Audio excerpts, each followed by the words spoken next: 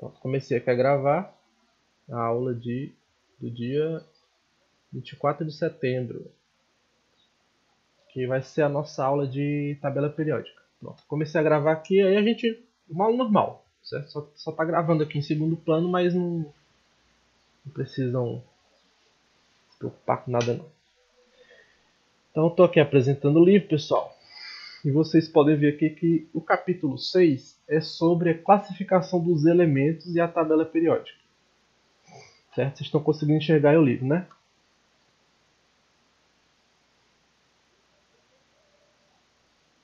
Respondam aí, que sim ou que não.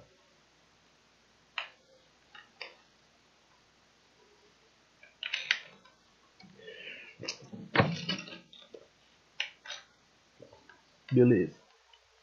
Então, esse livro aqui eu já tinha passado para vocês, certo? Até eu estou falando isso até para o pessoal que está assistindo o vídeo. E quem não tiver o livro ainda, quiser o livro, eu estou com um link para, se vocês quiserem me pedir no privado, ou então se vocês quiserem pedir para outros colegas que já tenham baixado, aí eles repassam com certeza. Ninguém vai achar ruim não fazer isso não. Mas eu tô com o link, se vocês quiserem me peçam no privado, tá bom? Que é o livro que eu estou usando para ensinar vocês.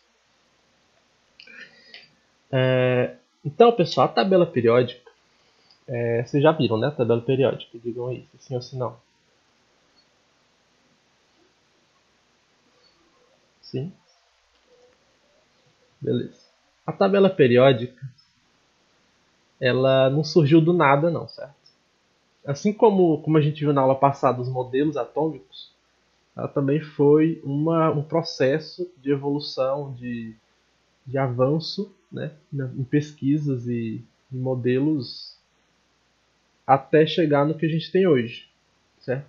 E ela não é dessa forma que ela é só porque ela é bonitinha ou porque é coloridinha ou alguma coisa assim, não. Porque ela tem, cada parte dela tem sua função. As cores têm a função, a posição do elemento na tabela tem sua função, enfim. Cada característica da tabela tem a sua função no geral, certo? Então a gente vai ver isso hoje, mas primeiro a gente vai ver um pouco sobre o avanço, né? Vou explicar um pouquinho sobre o avanço de como foi feito as primeiras tabelas até hoje, tá bom? A gente vai ser rápido nisso porque eu quero chegar mais logo nas questões das características, mas vamos lá. No começo, pessoal, não existia um modelo, né, um padronizado de como seria a tabela. As pessoas criavam modelos para tentar adequar os elementos em grupos ou com características semelhantes, que os elementos tivessem semelhança entre si. Então, vários modelos aqui, por exemplo, esse daqui desse parafuso aqui, que eu não me lembro, parafuso telúrico, exatamente isso. Ele tentava criar uma ordem baseada numa espiral, como se os elementos fossem dispostos em espirais. Certo? Quando a gente for ver a tabela, aí vocês vão entender mais ou menos como é que funciona isso. Mas em cada linha a gente tem um elemento, ó, lítio aqui em cima, o sódio, o potássio, eles têm características semelhantes. Então eles estão na mesma linha de cima a baixo. O gálio, o magnésio, o cálcio, eles também têm características semelhantes. O flúor e o cloro também têm características semelhantes. Então eles vão ficar assim um em cima do outro, baseado nessa lógicazinha. Vocês estão escutando barulho de fora ou não? Estão tocando uma música ali na vizinha? Não sei se está captando pelo microfone. Responda aí pra mim. Não? Tá de boa, beleza. Então, ó, depois dessa representação, se criou uma representação da lei das oitavas, certo? Essa lei das oitavas foi criada por um músico, né? Porque as notas musicais elas são divididas em oitavas, né? Dó, ré, mi, fá, sol, lá, si, aí repete, dó, ré, mi, fá, sol, lá, si de novo e por aí vai. Então, de uma de uma oitava para outra você tem a mesma nota. E aí na lei das oitavas, que ele quis relacionar com a música, em teoria o elemento teriam 8 elementos numa linha, e aí quando pulasse para a próxima linha, o elemento de baixo seria um elemento semelhante ao de cima, com características semelhantes. Mas nenhum desses modelos eles representava perfeitamente essas características dos elementos. Ele não agrupava os elementos de uma forma que fosse muito útil. Aí esse cara chamado Mendeleev, que é a quem a gente deve a nossa tabela atual, ele teve uma ideia que até tem uma história bem interessante, eu vou contar para vocês, que eu não sei se é verdade, né? O pessoal romantiza muitas coisas, mas pode ser que seja. Ele fez o seguinte, ele colocou os elementos com as suas massas, que é o elemento, o hidrogênio. Aí ele colocou o seu número atômico, que é o número de prótons que ele tem no núcleo, e a massa, que não está representada aqui, certo? Todos, todos esses numa carta, como se fosse uma carta de baralho. E aí ele tentou organizar como se ele estivesse organizando uma... Você já viram solitária que tem no computador? Que você vai botando um em cima do outro assim, para fazer os grupos? Sim ou não? Sim? Pronto. Aí ele quis fazer tipo uma solitária. Ele foi tentando organizar em grupos. Opa, alguém ligou o microfone aí ou não? Se alguém quiser falar, fica à vontade, viu? Abre o microfone e fala que não tem problema. Um de cada vez, obviamente, senão não dá certo. Então ele tentou organizar em grupos como se fosse uma solitária, botando os grupos e fechando os grupos, né? E organizando dessa forma. Então ele colocou aqui, ó, grupo 1, grupo 2, grupo 3, grupo 4, grupo 5 e por aí vai.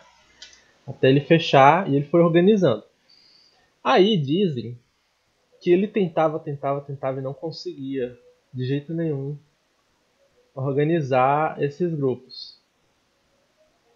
Aí um dia ele estava tentando organizar e ele caiu no sono. E durante o sono dele, ele sonhou com a organização. E aí, quando ele acordou, ele já estava com as cartas na frente dele. Aí ele organizou bem rápido como ele viu no sonho. E aí ficou como tá aqui. Não sei se é verdade, né? Mas é uma história interessante. Aí tá aqui, a organização. E aí vocês podem ver uma coisa interessante. Essa organização que ele conseguiu fazer, inclusive ele foi tido como maluco na época, porque ele conseguiu deixar vagas em alguns pontos. Ó. Por exemplo, aqui ó, você vê que tem hidrogênio, lítio, berílio, o boro, e por aí vai, né? Aí tem aqui, ó, por exemplo, cálcio. Aí do lado do cálcio tem um tracinho e o número 44. Porque ele percebeu que pelo número, né, da massa e pela característica do átomo de cima e dos átomos ao redor, provavelmente tinha um átomo aqui que ninguém conhecia na época. Ou seja, o cara é tão...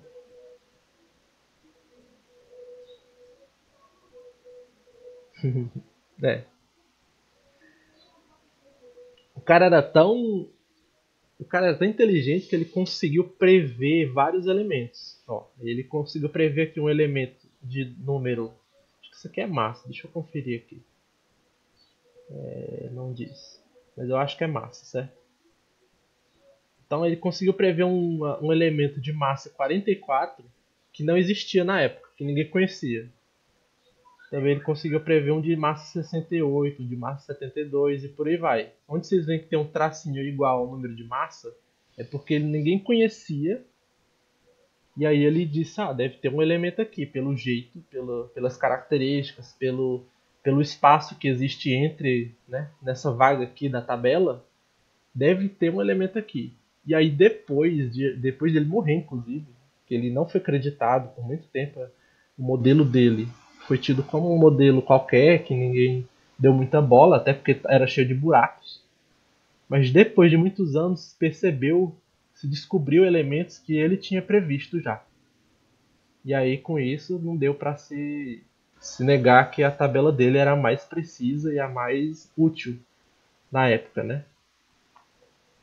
Inclusive, se eu não me engano, ele ganhou um Nobel por isso. Eu acredito quase certeza que sim, né? Porque uma contribuição desse tamanho, o cara tem que ganhar um Nobel, né?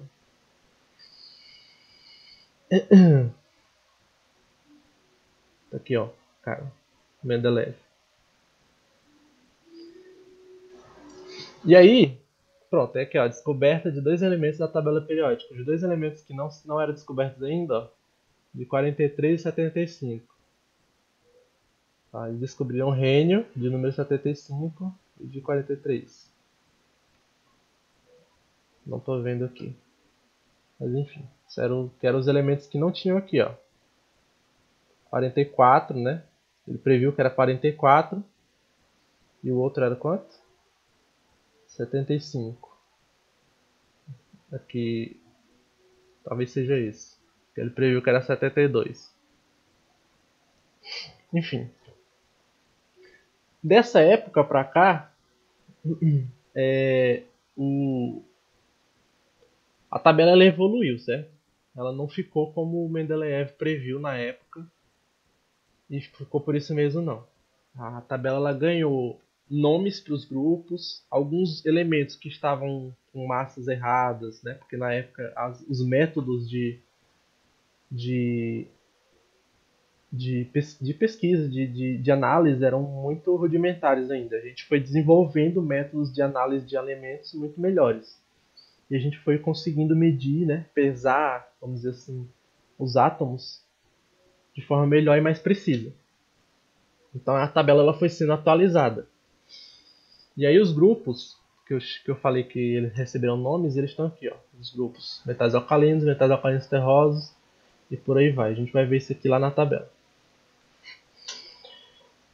Vamos descer logo lá para a tabela, né? Tá aqui. Tabelazinha, eu vou girar aqui para vocês enxergarem. Deixa eu ver aqui. Exibir.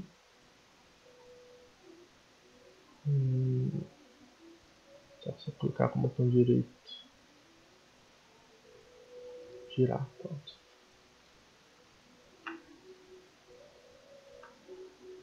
Vocês estão vendo a tabelazinha em pé, né?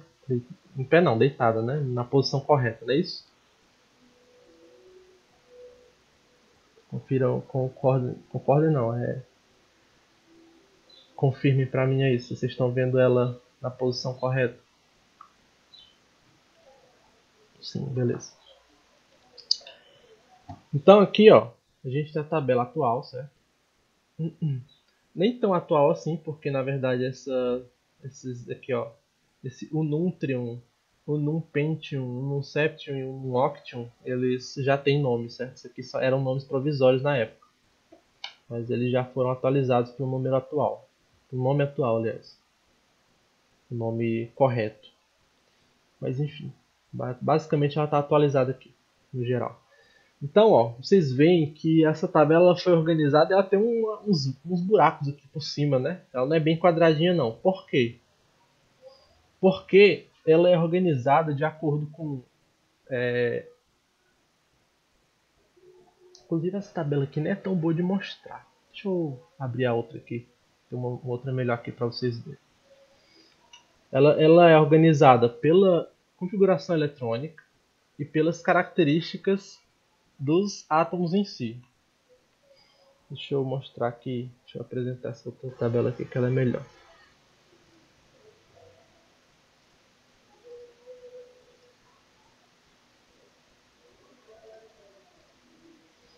Ela vai ficar, as letras vão ficar pequenas, mas eu vou dar um zoom para vocês enxergarem, certo? Opa.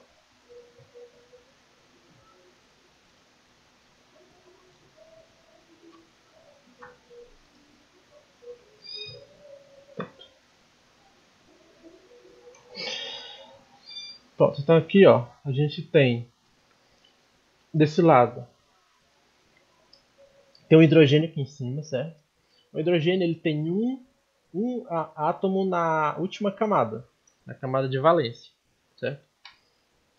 Não dá para ver aqui, ele está muito pequeno, mas aqui ó, nesse átomo maior, nesse ferro aqui, vocês veem que embaixo tem a configuração eletrônica, certo? Então aqui em cima ele tem um átomo, um elétron na camada de valência E o L ele tem 2. E a camada de valência desse primeiro grupo ele só cabe em 2. Então já pula para a próxima linha. Tá bom? Aí na segunda linha aqui, ó, aí ele cabem 8 elétrons na camada de valência. Aí vocês estão vendo aqui, ó, que tem 1, 2, 3, 4, 5, 6, 7, 8 átomos, né? 8 elementos organizados nessa segunda linha. Tá dando para entender? Ou não? Coloquem sim ou não aí. Nessa partezinha do começo aí. Pronto. Se alguém tiver com dúvida, avisa. Eu estou trocando aqui de um para outro aqui para poder ver o chat de vez em quando. Deixa eu desligar essa câmera que eu estou descarregando aqui. Sem fazer nada. Quando precisar, eu boto de novo. Então aqui na terceira, aí quando ele enche os 8 elétrons na camada de valência, ele desce de novo para a próxima camada. E aí de novo ele cabe em 8 elétrons, e aí vai ter aqui, ó, sódio, magnésio, e por aí vai até chegar no argônio. Aí desce. Aí a partir dessa quarta linha, ele cabe em 8 elétrons no último orbital, mas ele cabe mais 10, se não me engano, no anterior, que é o D. Certo? Isso aí vocês não estão entendendo agora, porque eu ainda vou ensinar a configuração eletrônica. Mas quando você vai contar que a linha tem exatamente 18 elementos. Ó. Tem aqui ó, 1, 2, 3, 4. Aqui em cima tem os números. Ó. 1, 2, 3, 4 até o 18. Certo? Então ele tem 18 justamente porque são os 18 elétrons que cabem na camada de valência. Contando com os 8 que cabem no último orbital e os 10 que cabem no orbital de dentro. O orbital, todos os orbitais estão dentro de uma camada só. Tá bom? E por aí vai, a mesma coisa vai seguindo até o final. Certo? Deu para entender ou ficou confuso agora? Se ficar confuso, eu volto e explico de novo. Ainda tem 8 minutinhos.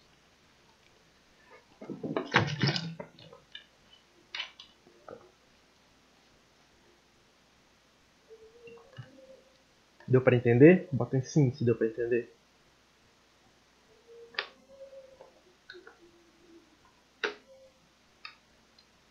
Beleza. Alguém tá com dúvida? Se tiver com dúvida, diga assim, eu tô.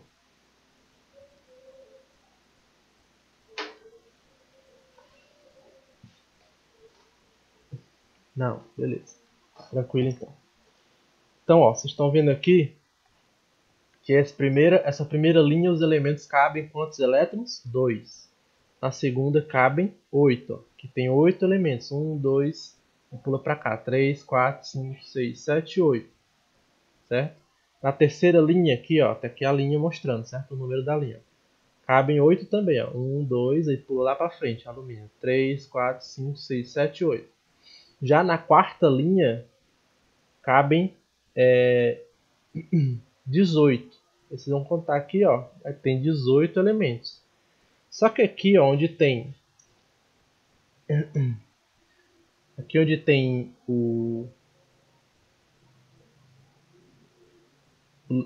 tá vendo aqui onde tem o número aqui, ó? Césio, o bário.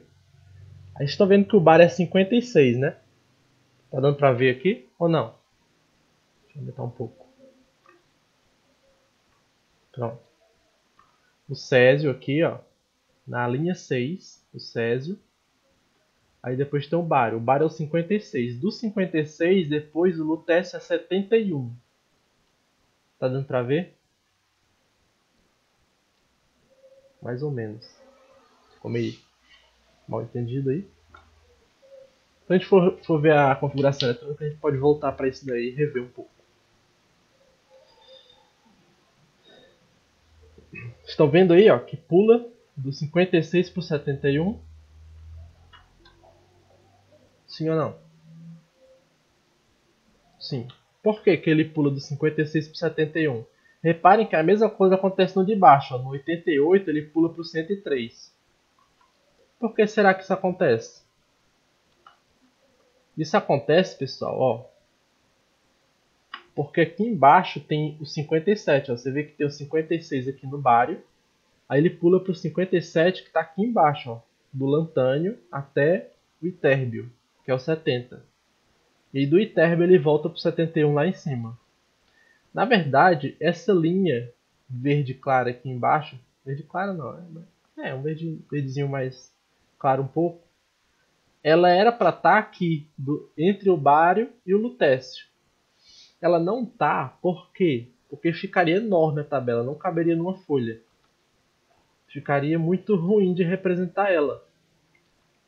Aí as pessoas que organizaram ela decidiram, não, vamos botar embaixo e a gente coloca como se fosse um pedaço dela ali, certo?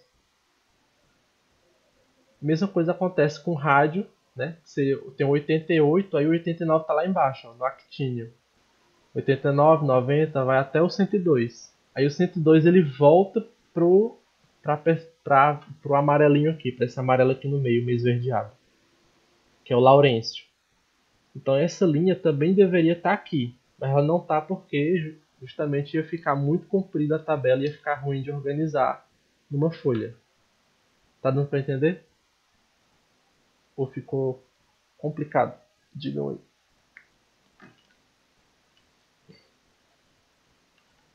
Beleza?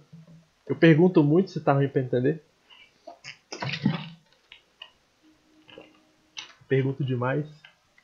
Tem que perguntar, né? Senão, perguntando, acho que ainda tem gente que fica com dúvida, mas a gente não perguntar.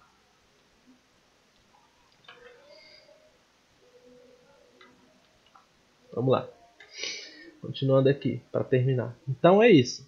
Essa parte da organização da tabela, baseado nos elétrons, na configuração eletrônica, a gente pode voltar depois, quando eu for ensinar a configuração eletrônica para vocês. Tá certo? Mas aí nessa tabela aqui vocês veem que ela embaixo do elemento, ela tem aqui, ó, a configuração, ó, um S1. Esse 1 pequenininho aqui em cima representa que tem um elétron na camada. Aí lá na frente, quando a gente vai para o hélio, tem dois elétrons, ó, um S2, tem dois elétrons. Aí, em vez de ter um S3, não tem um S3. Ele desce para a próxima linha e volta de novo para 2S1. Ó, um S2, 2S1. Então é um elétron na última camada. O próximo é 2S2 e por aí vai. Vai chegar, a gente vai estudar isso aí depois. Então é assim que é feita a organização. Agora nas colunas, pessoal, a gente chama essas colunas de famílias, certo?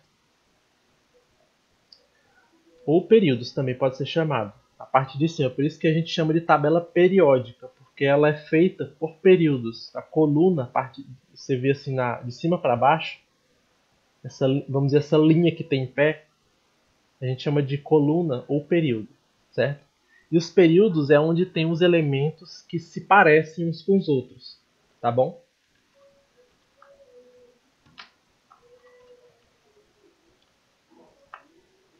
Então aqui ó, a gente tem esse primeiro período aqui. Esse hidrogênio a gente descarta, porque ele está aqui, mas ele não faz parte ele não tem semelhança com esses outros elementos. Então a gente vê aqui o lítio, o sódio, o potássio, o rubídio, o césio e o frâncio. Todos eles, pessoal, são metais extremamente reativos com água, certo? Eles reagem com tanta facilidade que até a umidade do ar pode fazer eles explodirem. Do nada, assim, eles explodem em contato com a umidade do ar. O berílio, o magnésio, o cálcio, o estrôncio e o bário e o rádio, que são os elementos da segunda família, do segundo período, eles também são muito reativos, certo? Só que eles não são tão violentos assim. Eles não vão reagir com tanta força a ponto de explodir só em contato com a água, mas eles reagem também, inclusive, com a água, tá bom? Aqui no meio a gente tem metais que não são tão reativos. Aí a gente tem vários elementos conhecidos aqui, ó, o ferro, o níquel, o cobre, o zinco. Não sei se vocês estão conseguindo ver, certo? O ferro é Fe, o níquel Ni, o cobre é Cu, o zinco Zn. Aqui, ó, estou passando o mouse em cima. Não sei se vocês estão enxergando. Tá dando para enxergar o meu mouse, onde eu tô passando o mouse em cima para vocês acompanharem? Sim ou não? Eu já tô terminando, certo? Só falta terminar essa parte das famílias. Respondam só se está dando para ver o mouse. Quando eu passo o mouse em cima da janelinha. Beleza. Aí aqui, ó, paládio, né? Que é um metal extremamente caro. Prata também é extremamente caro. Cadê o ouro? O ouro é AU. Cadê ele? Tá aqui, ó. O ouro AU. Do lado da platina, que também é muito caro, é mais caro que o ouro. Mercúrio tá do lado do ouro. Cadê o chumbo? Chumbo. Enfim, nós vai demorar muito aqui procurando elemento. Aí quando a gente passa aqui para esse outro lado, da família 13 até a família 17, a gente vai perdendo a característica de metal e vai começando a ser elementos menos metálicos, certo? A gente tem o alumínio, o índio e o talho, que ainda tem bastante característica de metal, mas à medida que for passando aqui para o carbono, aí o carbono ele já perde a característica de metal, o silício, o germânio. Aí o estanho ele já tem uma característica mais forte de metal, então vocês veem que onde tem aqui esse amarelado, aqui, esse amarelo mais escuro um pouco, eles ainda são bem metálicos. O verde ele já deixa muito de ser metálico e o roxo ele já não tem mais característica nenhuma de metal. Já passa para uma característica de não metal. A gente chama então de não metais essa parte roxa. E a parte verde a gente costumava chamar de semimetais. Essa tabela está desatualizada por quê? Porque esses semimetais eles não existem mais. Alguns deles foram para não metais e alguns deles passaram para ser metais, certo? Se for uma tabela bem atualizada, ela não tem mais essa linha verde atravessada aqui na diagonal. Aí aqui, lá na esquerda, a gente tem os halogênios. Lá na direita, aliás, esse rosa bem forte, assim, esse rosa choque. Os halogênios, eles são elementos que, em geral, eles tendem a ser gases. Eles reagem muito fortemente com metais, certo? Eles não são metais, eles reagem forte com metal. Então, se encostar, por exemplo, o flúor com o lítio, a reação vai ser muito forte entre eles dois. E lá na direitona, esse azul bem claro, a gente tem os gases nobres, que eles sempre são gases e eles são muito estáveis, eles não reagem com quase nada, certo? E aqui embaixo a gente tem elementos que são metais e são muito radioativos em geral. Eles reagem, aliás, eles emitem radiação, muitos deles. Não todos, mas muitos deles emitem radiação. Certo? Até os macumbeiros chamam macumba. Vê? O quê? Estou falando de quê, meu Deus? Deixa eu voltar aqui.